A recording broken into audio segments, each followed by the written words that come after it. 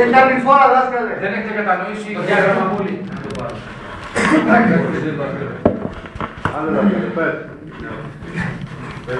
Μάγκες, υπάρχουν και όρια, εντάξει.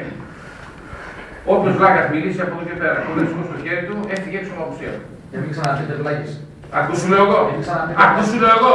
Όποιος βλάκας μιλήσει, όποιος... Ωραία, μην ξαναπείτε βλάκες! Εγώ το θεωρώ βλάκα.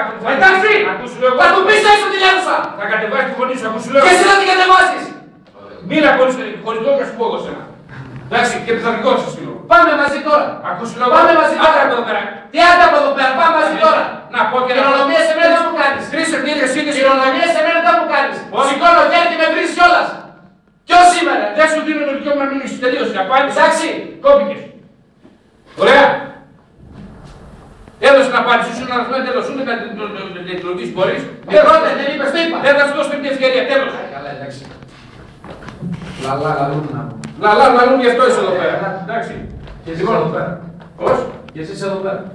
Ναι, για να σου πω πέντε πράγματα. Αλλά τι πως φαίνεται, θα δω πώς θα τα μάθεις. Αν θα τα μάθεις. Λοιπόν, κύριε, αυτό θα φανεί το αποτελέσμα. Εντάξει, ας εδώ. Θέλω να σε δώσω εξετάσεις. Λοιπόν, κλείσε παρακαλώ το πράγμα, εντάξει. Λοιπόν, δεν έχετε κατανοήσει, γι' αυτό προσπαθείτε να δώσετε εξηγήσεις με το ψωμετρική διαφορά, διατομές κλπ. Δεν είναι, δεν κοιτάει κανείς εκεί. Το πρώτο πράγμα και βασικό είναι ότι έχετε διακίνηση ρευστού.